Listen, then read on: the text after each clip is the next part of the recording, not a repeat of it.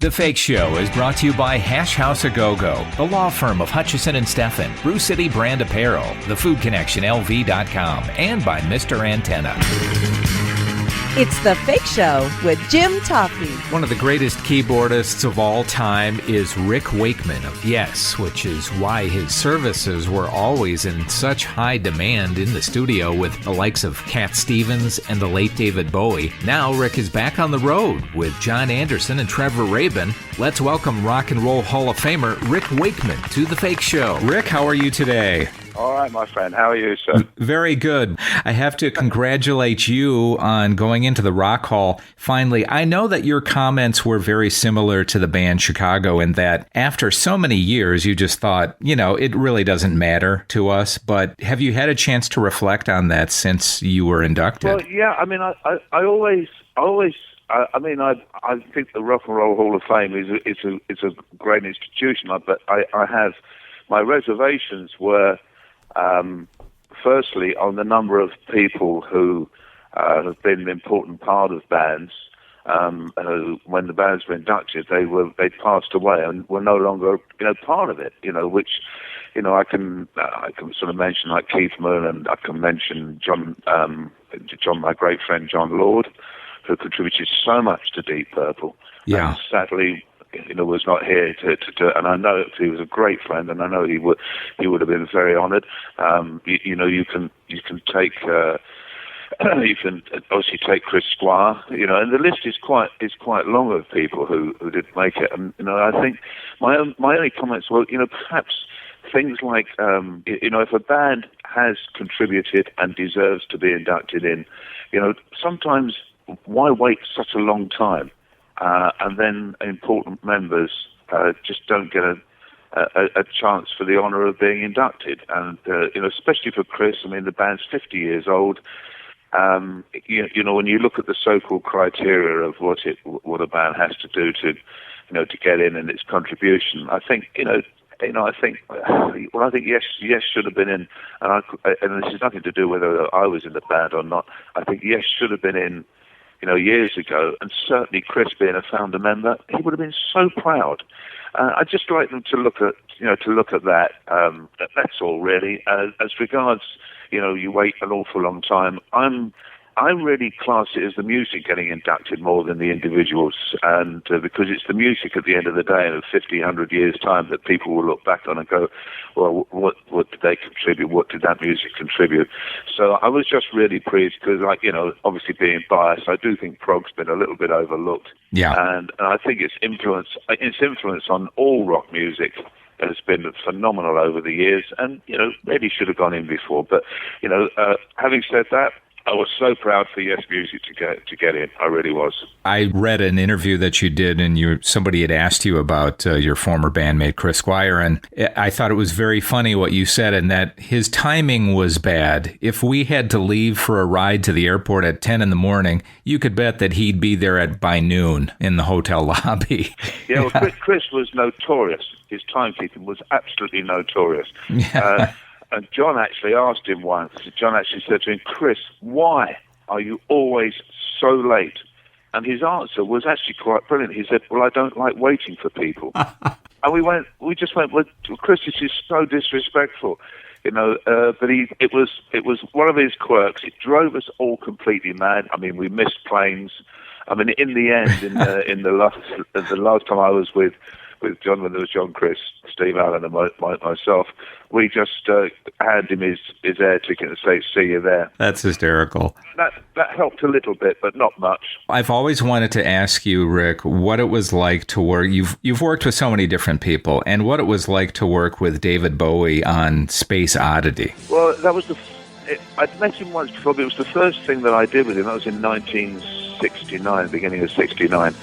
And I did Mellotron on Space Oddity with him, and he was really kind. Whilst I was there, and I did that session for him, he said, Tony Visconti has played me some of your piano work that you've done with him on sessions for different people.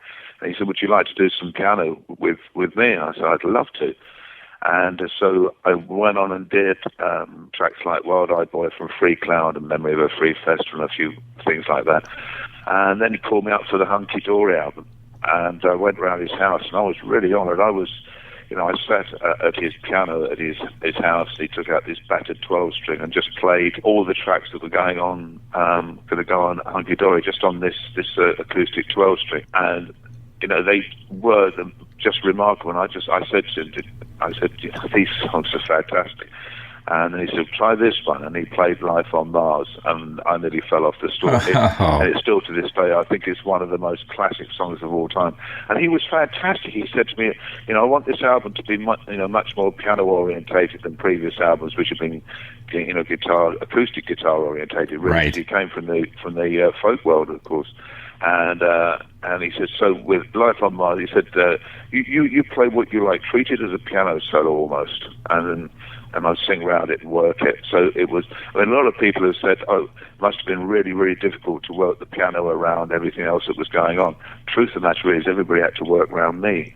So I had a great job. But we became great friends. I did Absolute Beginners with him back in the 80s, and when I lived in Switzerland, we were near neighbours, and used to, when we were both back off tour, we used to meet up a lot in a little club called the Museum Club in Montreux and put the world to rights. He was just a wonderful guy. He really was. Well, and I'm not sure that a lot of people know this, but didn't David Bowie ask you to be in his band right about the time you were getting ready to join Yes?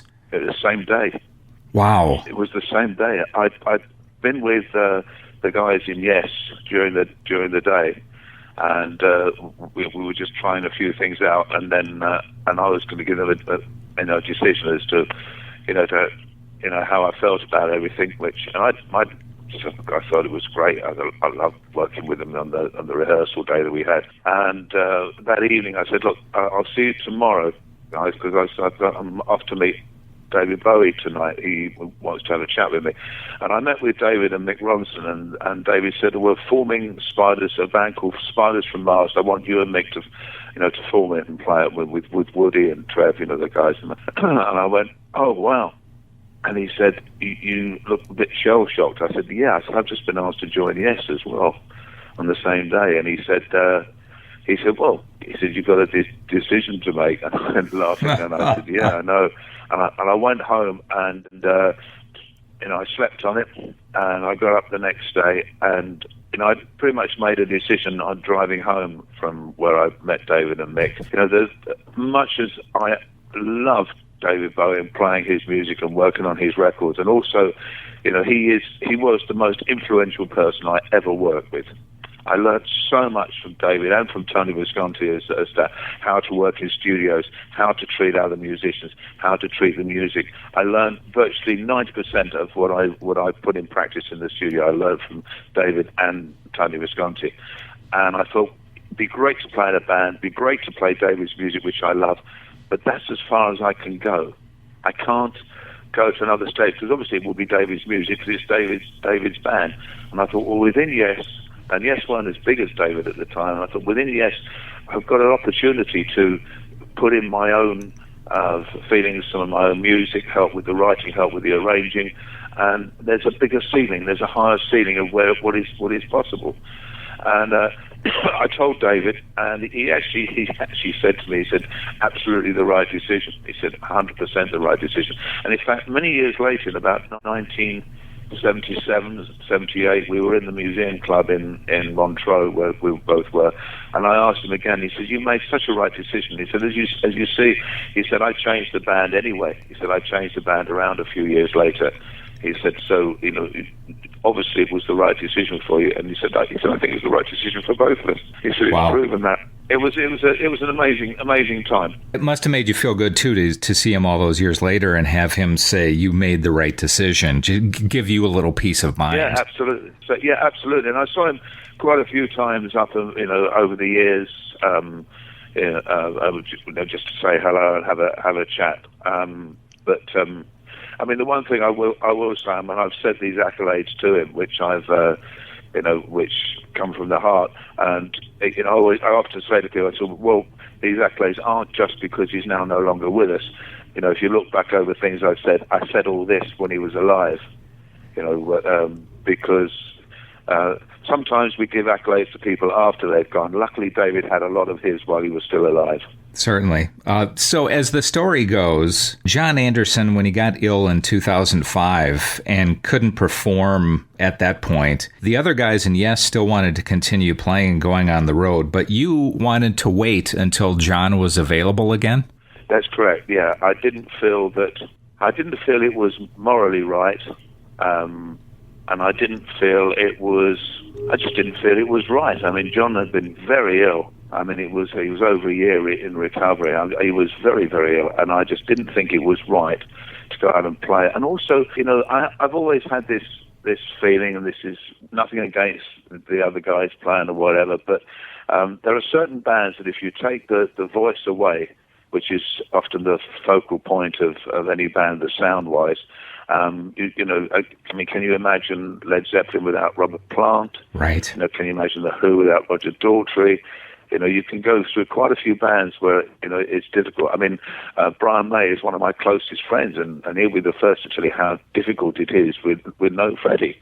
And I couldn't imagine the Yes without John singing up front. So I passed, and I said, no, guys, I can't do this for moral and musical reasons. There was no animosity or anything like that. And in fact, they were looking for, Chris called me and said, well, can you recommend a keyboard player who could do it? I said, well, not trying to keep it in the family, but both my sons would be capable. I said, Adam and Oliver. You won't get Adam because Adam's with Ozzy Osbourne, and has been for many years. In fact, he's still with him now, 15, 16 years later. And I said, so Adam's not going to go because he loves what he does. I said, Oliver, Steve knows Oliver well. They've done an album together. So I said, he's very capable of doing a job. And so they called Oliver. So when people say it was a big argument and a lot of animosity, there wasn't. I mean, because I got Oliver the job. I just personally felt it was morally and musically a wrong thing to do. A few years later, when he was getting better, we did a duo album together called The Living Tree and did 3 tours with it. And it was nice to see him slowly get back to health. Well, we're so glad that you and John and Trevor Rabin are back out there doing it again. We really can't wait to see you again. Tour dates, ticket info available at Yes, featuring ARW.com. Always a pleasure catching up with you, Rick, and good luck on the tour. Thank you very much. That's very kind. Thank you very much. Bye-bye. Cheers, bye. With all of Rick Wakeman's amazing works, including those great Yes albums like Fragile and Close to the Edge, and all of that session work, why is he not Sir Rick Wakeman at this point? And shame on the Rock Hall for taking this long before finally admitting yes. Well, that is the end of this episode of The Fake Show. We always appreciate it when you share and like our Fake Show Facebook and Twitter pages. I'm Jim Tofte. See you back here next time. Take The Fake Show on the road by listening on SoundCloud, Stitcher, iTunes, and thefakeshow.com.